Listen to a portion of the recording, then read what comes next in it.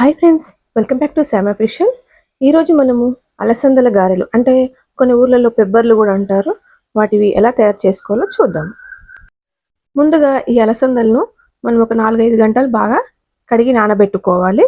తర్వాత వాటిని మిక్సీలో వేసుకొని అందులో 4-5 పచ్చిమిరపకాయలు, ఒక 4-5 రెబ్బల కరివేపాకు, కొంచెం జీలకర్ర, ఉప్పు అన్నీ వేసి వీటిని మరీ మెత్తగా కాకుండా ఒక కోర్స్ మాదిరిగా మనము పేస్ట్ చేసుకోవాలి. ఇందులో కొంచెం చిన్న అల్లం ముక్క కూడా చిన్న చిన్న ముక్కలుగా చేసి వేస్తే చాలా బాగుంటుంది. చూడండి, ఇప్పుడు నేను చేసే విధంగా మీరు పేస్ట్ ఈ విధంగా చేసుకోవచ్చు దీన్ని. అయితే ఇది మిక్సీ పట్టిన తర్వాత బాగా కలిపి ఒక 5 నిమిషాలు మూతపెట్టి పక్కన పెట్టుకోవచ్చు. తర్వాత మనము పొయ్యి మీద ఒక బండి పెట్టుకొని అందులో నూనెను వేడి చేసుకోవాలి. ఈ నూనె బాగా వేడయ్యాక ఫస్ట్ మనము పొయ్యిని సిమ్లోనే పెట్టుకోవాలి. ఒకసారి నూనె కాగిందో లేదో చెక్ చేసుకోవాలి. చిన్న చిన్న ముక్క ఏదైనా అందులో కొంచెం పిండి వేస్తే మనకు తెలుస్తుంది, అది పైకి లేస్తే నూనె బాగా కాగినట్టు.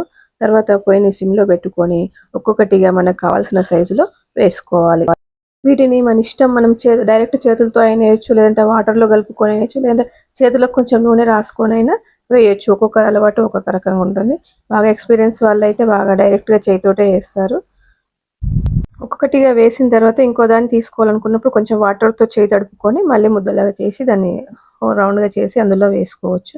ఇవి 2 సైడ్లు తిప్పుకుంటూ గోల్డ్ కలర్ వచ్చేదాకా మనం వేయించుకొని పక్కన పెట్టుకోవాలి.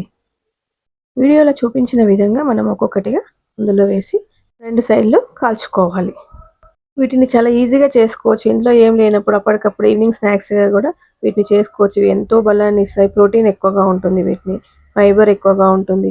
ఎంతో బలాన్ని ఇచ్చే ప్రోటీన్ ఫైబర్ ఎక్కువగా ఉండే అలసందల స్నాక్స్ రెడీ అయ్యాయి.